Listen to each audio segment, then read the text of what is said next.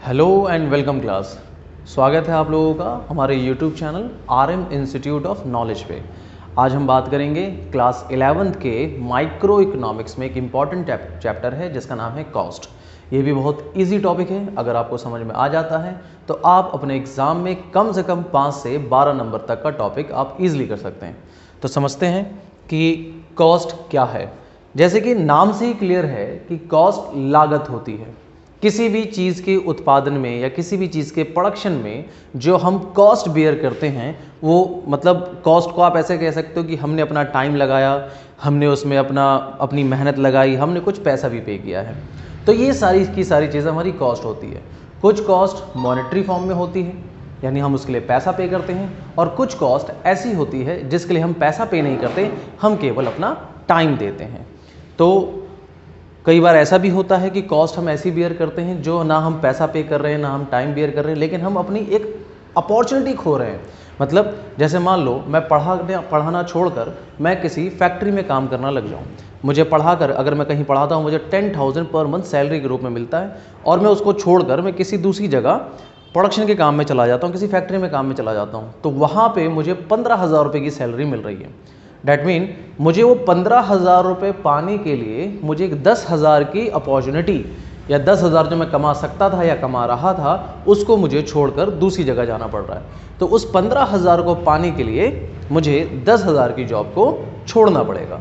तो ये मेरी दूसरी तरह की कॉस्ट हो जाती है, डैट इज़ अपॉर्चुनिटी कॉस्ट। तो कॉस्ट कई टाइप की है, उसके कई सारे आधार हैं, कई सारे बेसिस हैं। तो एक एक करके हम इसको समझते हैं कि कॉस्ट क्या है। जैसे आपने देखा होगा कि जनरली जब हम कॉस्ट की बात करते हैं तो इनिशियल स्टेज पे आपको 2-4 बेसिक बातें बताई जाती हैं कि कॉस्ट को 2 हिस्सों में हम डिवाइड करते हैं। एक होती है फिक्स कॉस्ट और एक होती है वेरिएबल कॉस्ट। एक बात और मैं बता दूं आपको, हमारे इस YouTube चैनल पे आपको हिंदी मीडियम के स्टूडेंट भी बच्चे पढ़ सकते हैं। मैं इसको हिंदी में बताता हूँ। हमारी ये जो कॉस्ट होती है ये लागत होती है, और लागत 2 हिस्सों में इनिशियल स्टेज पे डिवाइड की जाती है। एक होती है स्थिर लागत और एक होती है परिवर्तित लागत। परिवर्तित लागत को हम वेरिएबल कॉस्ट कहते हैं। परिवर्तित लागत। तो फिक्स कॉस्ट क्या होती है और वेरिएबल कॉस्ट क्या होती है? देखिए, जब भी हम किसी चीज़ का प्रोडक्शन करते हैं यानी उत्पादन करते हैं, और बेसिकली इस एग्जांपल को समझने के लिए आप ये समझो कि आप एक फैक्ट्री के ऑनर हो, आप किसी चीज़ का प्रोडक्शन करते हो, लाइक आप टिश्यू पेपर का प्रोडक्शन करते हो, तो आप ऐसे केस में जब आप प्रोडक्शन ना भी करो तो भी फिर भी कुछ ना कुछ आपके खर्चे होंगे। वो सारे के सारे खर्चे हमारे फिक्स कॉस्ट कहलाते हैं। जैसे इसको हम सरल भाषा में इस तरीके से कह सकते हैं, स्थिर लागत को एक ऐसी लागत है जो उत्पादन ना करने पर भी हमें बेयर करनी पड़ती है, वो हमारी फिक्स कॉस्ट होती है, यानी जीरो उत्पादन पे भी लगती है। जैसे फिक्स कॉस्ट आप ऐसे भी कह सकते हो कि ये टोटल प्रोडक्शन की वैल्यूएशन के साथ चेंज नहीं होता।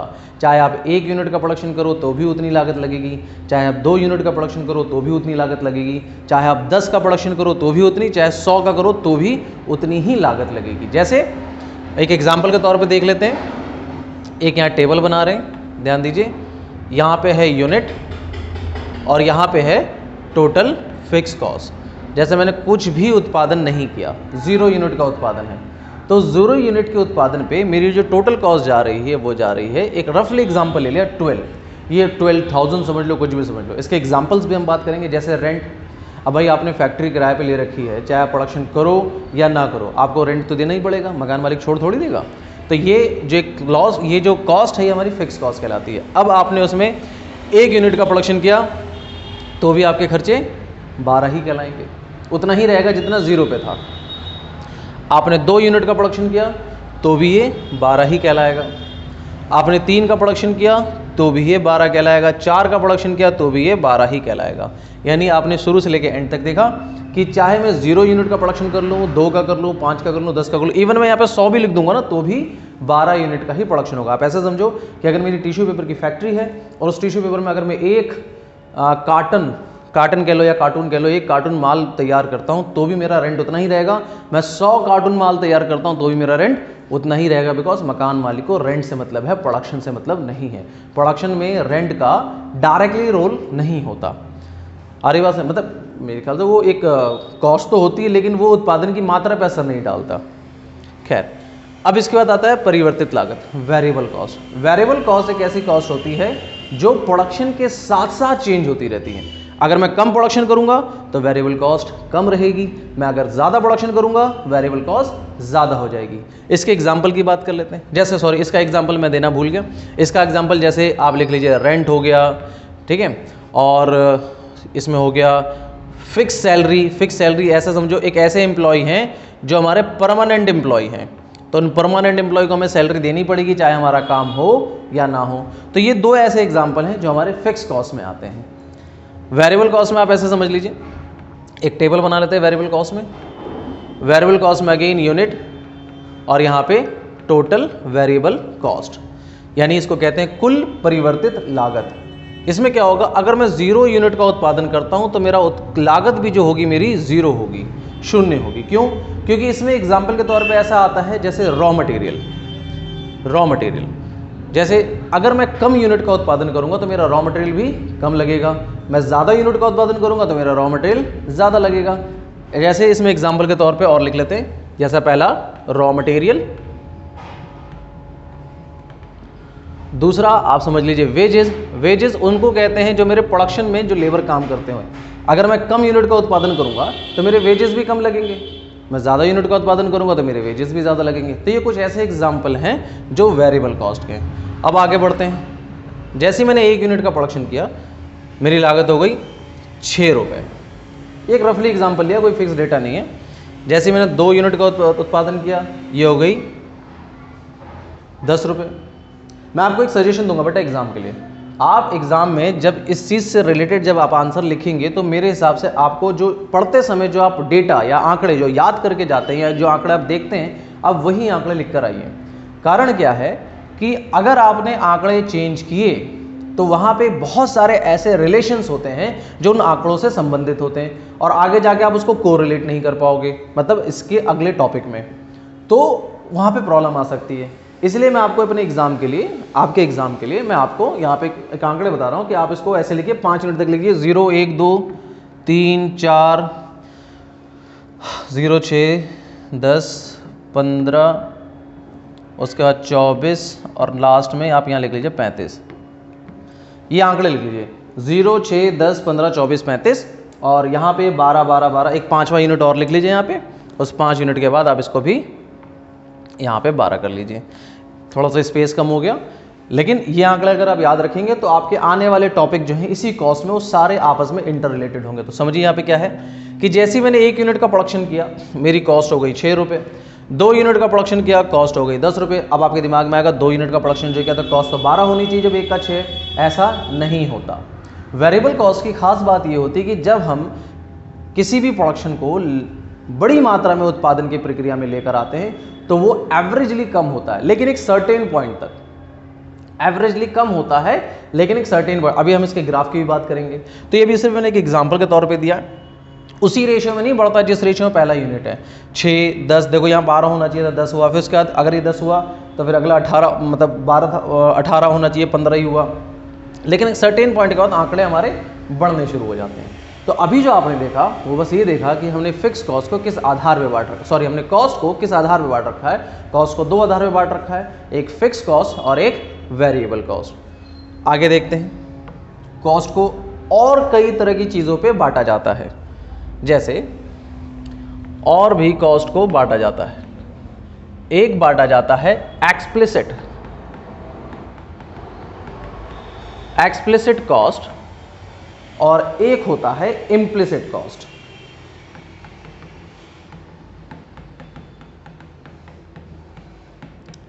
दो आधार होते हैं, एक्सप्लिसिट कॉस्ट और इम्प्लिसिट कॉस्ट। एक्सप्लिसिट कॉस्ट को हिंदी में कहते हैं स्पष्ट लागतें।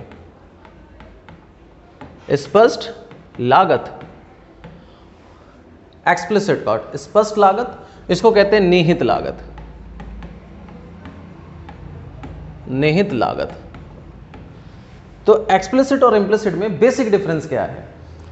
देखो, एक्सप्लिसिट कॉस्ट वैसी कॉस्ट है, ना ही ये फिक्स है ना ही वेरिएबल है, ये ऐसी कॉस्ट है जिसको वाकई हमने अपनी जेब से पे किया होता है। मतलब जब भी कोई लागत लगेगी, जब भी कोई कॉस्ट लगेगा, इसको हम अपने जेब से पैसा निकाल के किसी दूसरे पर्सन को देंगे। इसकी डेफिनेशन जब आप अपने बुक में देखोगे तो ये लिखेगा the cost payment of the factor of production which we hired from some other person. मतलब ये उन जैसे, अच्छा कॉस्ट पढ़ रहे हो तो आपको ये उम्मीद की जाएगी आपसे कि आपको प्रोडक्शन का चैप्टर आता होगा। प्रोडक्शन के चैप्टर में आपने एक चीज़ में थोड़ा सा दूसरा रिव्यू दे दूँ। प्रोडक्शन चैप्टर आपने पढ़ा होगा कि जो फैक्टर ऑफ प्रोडक्शन होते हैं वो 4 किस्म के होते हैं। एक होता है लैंड, लेबर, कैपिटल और एंटरप्रेन्योरशिप। ये 4 जो फैक्टर हैं, ये 4 फैक्टर हैं जो प्रोडक्शन ऑफ फैक्टर है, इसको कह सकते हैं उत्पादन के कारक हैं। इसको आसान शब्दों में समझे तो ये है कि इन्हीं 4 चीज़ों के वजह से उत्पादन होता है, प्रोडक्शन होता है। अगर इन 4 चीज़ में एक भी चीज़ अगर मिसिंग हो गई तो प्रोडक्शन नहीं होगा। जैसे एग्जाम्पल देखिए, लैंड का मतलब ये एल जो है पहला वाला लैंड है, दूसरा वाला एल लेबर है, ये के मतलब कैपिटल है, कैपिटल सी से होता है। आप कहोगे के से कैसे हो गया? तो इकोनॉमिक्स में कैपिटल को के से डिनोट करते हैं, जैसे इनकम को वाई से डिनोट करते हैं, उसी तरीके से। और ये एंटरप्रेन्योर है, एंटरप्रेन्योरशिप, ठीक है, उद्यम करता कहते हैं इसको हिंदी में। ये सारी चीज़ें, तो लैंड एक जगह चाहिए प्रोडक्शन करने के लिए, बिना जगह के आप प्रोडक्शन कर ही नहीं सकते। दूसरा लेबर भी चाहिए, अब खाली आपके पास जगह आ गई, लेबर है ही नहीं काम करने के लिए, तो प्रोडक्शन वो भी नहीं हो पाएगा। तीसरा आपके पास जगह है, लेबर आ गए, अब पैसा भी तो चाहिए आपको, क्योंकि पैसे से आप मशीन खरीदोगे, रॉ मटेरियल खरीदोगे, ये सारी चीज़ खरीदोगे, तो कैपिटल आ जाता है पैसों के बिहाफ में। अब आ गया एंटरप्रेन्योरशिप। एंटरप्रेन्योरशिप एक तरीके से कह लो मैनेजमेंट। अब आपके पास जगह भी है, लेबर भी है, पैसा भी सब खरीद के, लेकिन आप मैनेज नहीं कर पा रहे हो, तो प्रोडक्शन ढंग से हो पाएगा? मतलब मैनेज का मतलब कि प्रोडक्शन के बाद जो माल प्रोड्यूस होगा वो सीधा चला जाएगा पैकिंग डिपार्टमेंट में, पैकिंग वाला डिपार्टमेंट चला जाएगा, मार्केटिंग वाले डिपार्टमेंट के मार्केट वाले बांटेंगे। तो सबकी एक चेन बनी होनी चाहिए, जिसके लिए बिजनेस स्टडीज़ में जो हम चीज़ें पढ़ते हैं वो बेसिकली एंटरप्रेन्योरशिप ही होता है। तो इन 4 के वजह से ही प्रोडक्शन होता है। तो आ जाते हैं अपने कॉस्ट वाले चैप्टर में। कॉस्ट में आपने ये पढ़ा कि एक्सप्लिसिट कॉस्ट वो कॉस्ट होती है जो हम फैक्टर ऑफ प्रोडक्शन जब बाहर से हायर करते हैं। हो सकता है ज़मीन हमारी अपनी ना हो, ज़मीन हमारी अपनी ना हो, लैंड हमारी अपनी ना हो, तो उसके लिए हम क्या देंगे? रेंट देंगे किसी और को। हो सकता है लेबर हम खुद ना काम कर रहे हों, लेबर हमारे पास अपनी ना हो, तो हम लेबर के लिए किसी और को हायर करेंगे, जिसके बदले हम उसको सैलरी देंगे, ठीक है। हो सकता है कैपिटल हमारा अपना ना हो, मतलब पूंजी हमारी अपनी ना हो, हम बाहर से पूंजी लेकर आ रहे हैं, डेट मीन पैसा कैपिटल उधार लेकर आ रहे हैं, तो उसको हम क्या देंगे? इंटरेस्ट देंगे, ब्याज। और हो सकता है एंटरप्रेन्योर मतलब मैनेजमेंट, उद्यम करता, हम खुद मैनेज ना कर पा रहे, तो उसके लिए हम दूसरे को प्रॉफिट का एक हिस्सा देंगे, प्रॉफिट का एक हिस्सा देंगे। तो ये जितनी भी कॉस्ट है, मतलब फैक्टर ऑफ प्रोडक्शन, उत्पादन के जो कारक हैं जो हमने बाहर से हायर किए, उसके बदले हमें जो रियल में कैश गिन के देना पड़ रहा है, वही हमारे लिए क्या है? एक्सप्लिसिट कॉस्ट है। और इसको हिंदी में स्पष्ट कहते हैं। जैसे सब सुना होगा ना, ये तो पूरा, ये तो मतलब स्पष्ट है, मतलब वाकई ये बात तो खुलेआम है, मतलब हमें स्पष्ट तरीके से बात समझ में आ रही। तो स्पष्ट का मतलब हिंदी में कि हाँ बिल्कुल ये सही बात है, कि ये बिल्कुल होके रहेगा, तो ये हमारे लिए एक्सप्लिसिट कॉस्ट हो जाती है। अब जो इम्प्लिसिट कॉस्ट होती है, इसके लिए आप ऐसे लिख लो शॉर्ट फॉर्म में कि हम इसके लिए पे इन कैश टू अदर, पे इन कैश टू अदर, हम किसी दूसरे को पे करते हैं पैसा कैश के फॉर्म, मतलब कैश के फॉर्म में पे करते हैं। इम्प्लिसिट कॉस्ट क्या हो जाती है? अब इम्प्लिसिट कॉस्ट पे आते हैं। निहित लागत। निहित लागत वैसी लागत होती है, ऐसी लागत होती है निहित लागत, जो मतलब हम अपने अकाउंटिंग में उसको माइनस तो करते हैं, मतलब उसको चार्ज तो करते हैं, लेकिन एक्चुअली में हम किसी और को पे नहीं कर रहे होते हैं। ये निहित लागत होती है, मतलब ये एक्चुअल में कैश में एक्सपेंस नहीं होता। आप इसको कह सकते हैं कि नॉन कैश एक्सपेंस है, नॉन कैश एक्सपेंस है। ये खर्चे रियल में कैश में नहीं होते। जैसे वही, इसको और सरल भाषा में समझो कि जो हमने फैक्टर ऑफ प्रोडक्शन जो हमने बाहर से हायर किए थे ना, ये हो सकता है ये हमारे अपने खुद के हों। जैसे लैंड हमारी खुद की है, ज़मीन हमारी खुद की है, तो हमें क्या किराया देना पड़ेगा? नहीं। लेकिन एक अच्छा बिजनेसमैन उसको माना जाता है जो अपने अकाउंटिंग में सारे खर्चे माइनस करे, चाहे वो चार्ज कर पा रहा हो या ना कर पा रहा हो, मतलब चाहे वो किसी को पे कर रहा है नहीं कर रहा। हो सकता है देखो, मान लो मेरी कोई फैक्ट्री है और वो फैक्ट्री की जगह जो है मेरी खुद की है, वो फैक्ट्री की जगह मेरी खुद की है, तो बताओ उसका जो रेंट होगा मैं किसी को दूंगा? वो मेरे पास ही रहेगा। लेकिन मेरी अर्निंग कैपेबिलिटी कैसे पता चलेगी? मतलब मैं कितना कमा पा रहा हूँ, मेरी अर्निंग कैपेसिटी कैसे पता चलेगी? तो इसके लिए मुझे रेंट माइनस करना पड़ेगा, क्योंकि अगर सेम बिजनेस में कर रहा होता और जो वो जगह मेरे पास अपनी नहीं होती तो मैं किसी और की जगह किराए पे लेता और मुझे उसी कमाए हुए पैसे में से दूसरे व्यक्ति को रेंट के रूप में पैसा देना पड़ता, है ना।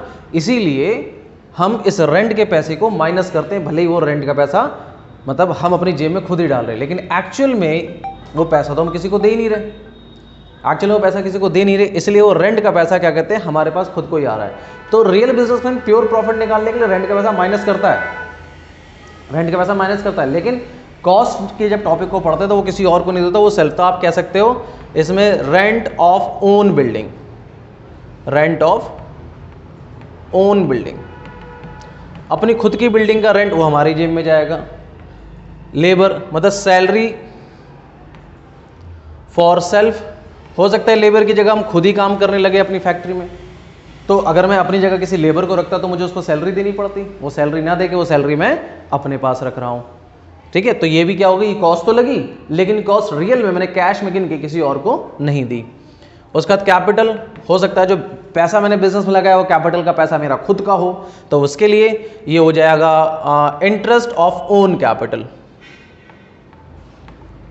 Interest of own capital. और एक लास्ट रहता है एंटरप्रेन्योरशिप, जिसमें प्रॉफिट कैसे मिलता, हो सकता है मैनेजमेंट में खुद ही डील कर रहा हूं, मैनेजमेंट में खुद ही डील कर रहा हूं, तो वो मेरा प्रॉफिट भी प्रॉफिट फॉर सेल्फ आ जाएगा, मतलब मेरा खुद का मुनाफा आ जाएगा इसमें, प्रॉफिट फॉर सेल्फ। तो अब ऐसे में जो पैसा वाकई मैं किसी को गिन कर देता हूं, या मैं फैक्टर ऑफ प्रोडक्शन जो मैं हायर करता हूं मैं बाहर वाले को देता हूं, वो पैसा मेरे लिए कहलाएगा स्पष्ट लागत या एक्सप्लिसिट कॉस्ट। और जो पैसा मैं किसी और को नहीं देता, वो मैं अपने लिए ही खुद चार्ज करता हूं, वो कहलाता है निहित लागत, ठीक है। ये बेसिक एक इंट्रोडक्शन है।